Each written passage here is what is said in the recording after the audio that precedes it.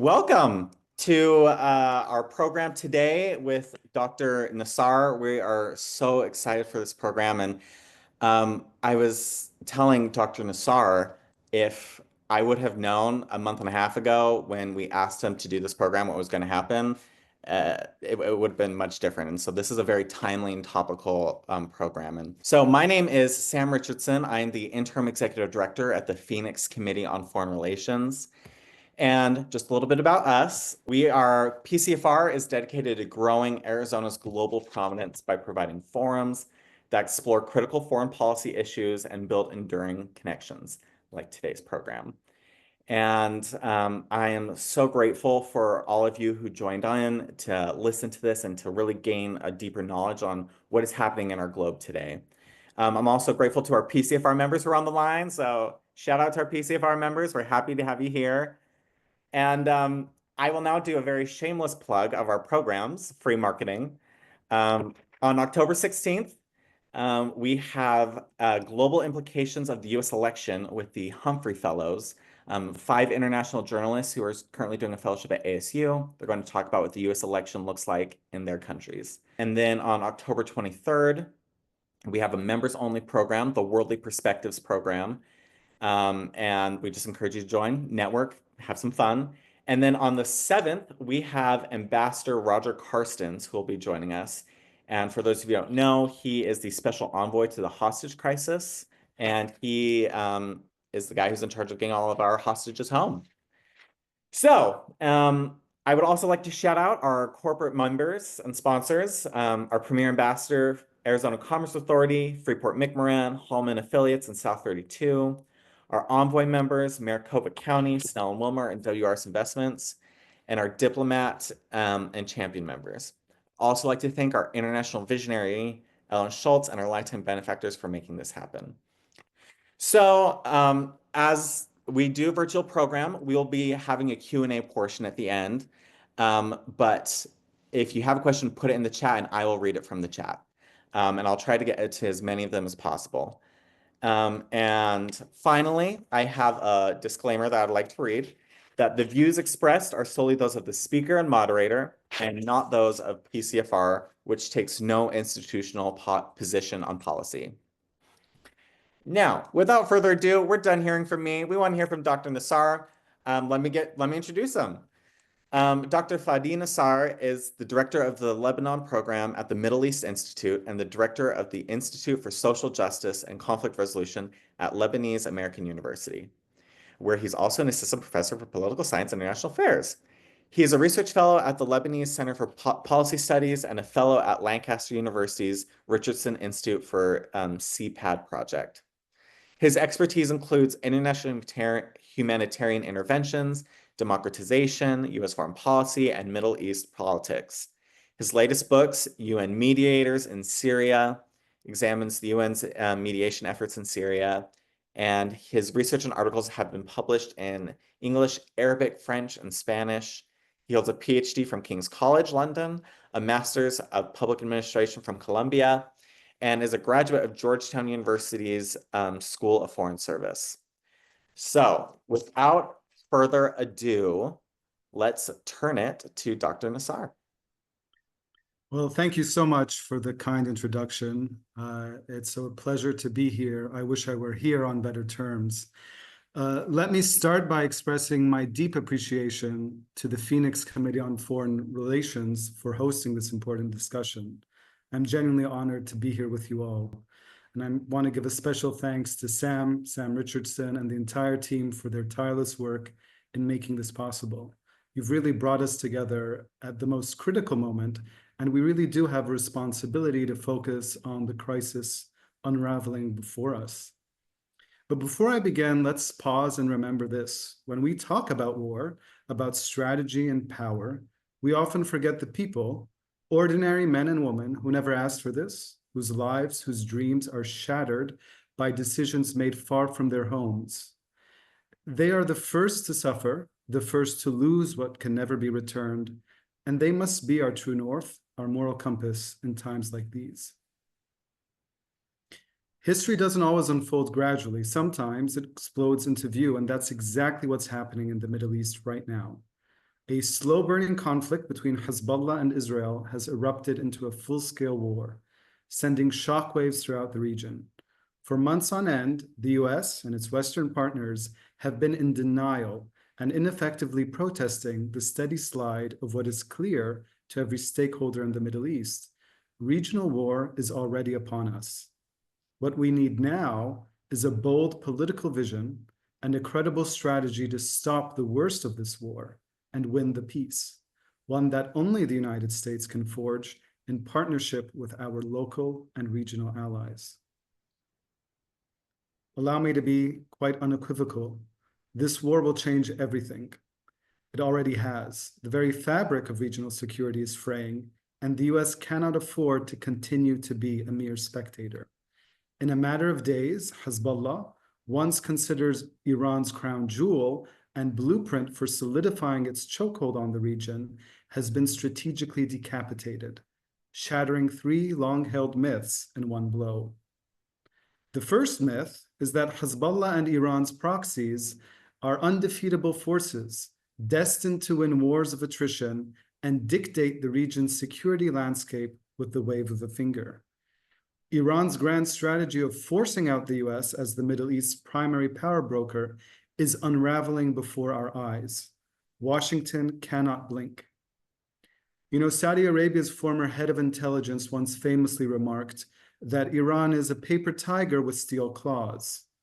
Betrayed by overreach, those claws, its proxies that have battered states to failure across the region with impunity, have now become liabilities for an Iranian regime singularly focused on its survival. In a sense, Iran's hubris can be understood in the context of an earlier US strategy advanced by the Obama administration that narrowed in on the nuclear file, downplaying the significance of Iran's malign regional behavior. This approach inadvertently reinforced Iran's confidence in its grand strategy and the perception that the so-called axis of resistance, a network of armed proxies like Hezbollah, Hamas, the Houthis, and other Iranian proxies in Syria and Iraq, were unmovable. The second myth is that Iran will directly intervene to save its proxies and ignite a full-scale regional war.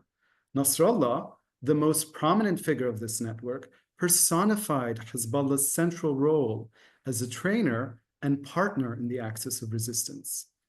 Hezbollah's decision to open a limited front with Israel to save Hamas demonstrated the full initiation of the Iranian-backed strategy of the unity of fronts, whereby Iran coordinates those groups like Hezbollah, Hamas, the Houthis, and its proxies in Syria and Iraq, forming an interconnected theater that allows it to project power and threaten its adversaries, all while diverting attention from its own direct involvement. But the assassination of the most visible figure of this axis and elimination of its crown jewel's leadership in a matter of days send an unmistakable message. Iran cannot and will not protect its most prized asset.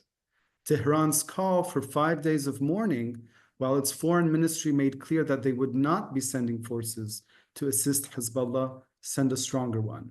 Iran will concede its proxies for its own survival. Now, all eyes right now are focused on Iran's second missile strike on Israel, whose only reported casualty, we need to stress, is Palestinian.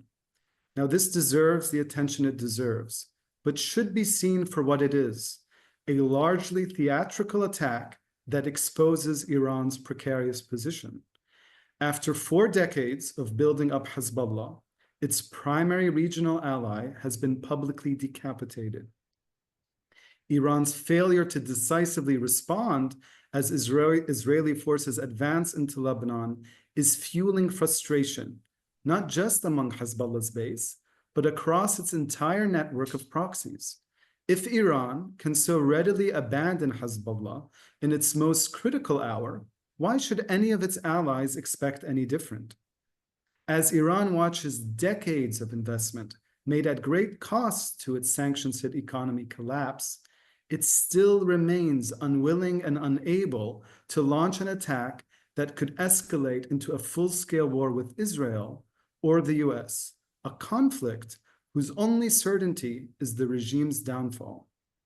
Iran has effectively lost the war over deterrence and can be compelled to stop its destabilization of the Levant. The third myth is that Lebanon's state failure, cemented by Hezbollah's military takeover in 2008, is a permanent state of affairs. While Hezbollah established itself as the primary power broker in Lebanon, it did so by co-opting and coercing its local rivals into a Faustian quid pro quo. In essence, this arrangement allowed Hezbollah to pursue Iran's regional strategic objectives at the expense of Lebanon's regional allies in the Gulf and main economic lifeline, while a corrupt political elite bled the Lebanese state dry. By failing to take head-on Hezbollah's political assassinations and weaponized obstruction, and instead opting for quasi-consensus agreements, such as the 2008 Doha Accords, the international community legitimized this dysfunctional status quo and effectively surrendered Lebanon to Hezbollah and Iran through a series of concessions. Lebanon's caretaker government, a symbol of this discredited political class, simply lacks the legitimacy and capacity to prevent the imminent humanitarian disaster. It's not only failing its own people, but also sabotaging any chance of securing the international support needed to rebuild the country after this war. Now, recent overtures by the caretaker prime minister and speaker of parliament toward a ceasefire and the implementation of UN Security Council Resolution 1701, which was the framework to end the 2006 war between Israel and Hezbollah, are little more than another ruse by stakeholders that remain beholden to Hezbollah. Only days ago, they backed Hezbollah's decision to turn Lebanon into a battlefield to save Hamas. More importantly, this approach has been tested, tried, and failed. Since 2006, their inability to capitalize on the opportunities presented by that Resolution 1701 has perpetuated a status quo that made the return of conflict almost inevitable. These are not credible interlocutors. They are part of the problem. Decades, not mere years, of failure should make clear. These are not partners in any solution. They are spoilers banking on Lebanon's failure. Now, if the US continues to treat Hezbollah as the key partner in the negotiations for how to solve this conflict, or plays along with the kleptocratic political class negotiating on its behalf, the Lebanese people will pay the price, and the United States will lose the battle over the day after, just like they did in 2006. There's only one viable path, and the US has spent decades investing in the Lebanese armed forces for this very scenario. It cannot afford to miss this critical window, nor continue with platitudes of de-escalation as Israel advances a ground invasion. Israel holds control over the escalation ladder, but Washington must firmly step in, as it did last October, to stop a major invasion. Washington is the only actor capable of preventing a maximalist military solution by impressing upon Israel that such action would only drive the Lebanese toward renewed resistance and fuel endless conflict. At the same time, it is the only power credible enough to advance a political alternative, a solution that can ensure this is the last war between Lebanon and Israel. Washington and its international partners must finally take the action they failed to pursue decades ago. Enforce UN Resolution 1701 and 1559 and press Hezbollah to accept the only viable off-ramp to avoid a major Israeli invasion and potential occupation: disarmament and the transfer of its weapons to the Lebanese armed forces. The time has come for the Lebanese state to be Lebanon's only future. Washington must urgently rally its regional and global partners and commit to fully supporting the LAF to secure southern Lebanon, financially, morally, and politically. In the absence of any credible political leadership at this stage, the LAF remains the sole institution trusted by the majority of Lebanese. It must be at the forefront of transitioning Lebanon from its failed state status to a country capable of saving its people from crisis and conflict. The US doesn't need to do this alone. Alongside this broad coalition, they must be firm in their resolve. There can be no Israeli or Iranian occupation of Lebanon, only a free and sovereign Lebanon. The building blocks for a resilient democracy in Lebanon are already in place. What's needed now is that decisive first step to ensure they can flourish without the shadow of violence.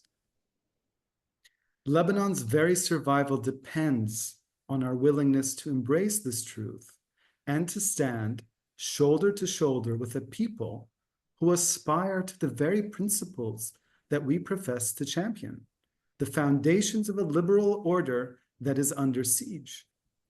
I want to end with this. Key to mounting the political will needed for successful diplomacy is finally understanding that Lebanon's importance extends far beyond its geographical location or its potential as a regional flashpoint. It stands as a critical battleground for the future direction of the Middle East.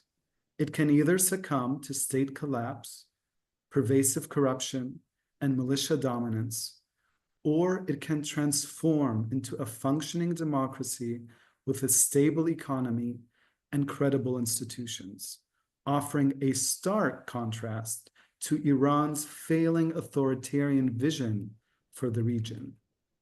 The foundations for positive change have always been there, a spoiler that can be deterred when confronted with credible international resolve, a Lebanese people eager for reform and stability over conflict and crisis, and the framework established by UN Security Council resolutions that these belligerents and combatants have already agreed to. These elements provide a solid basis for restoring Lebanon's stability and integrity.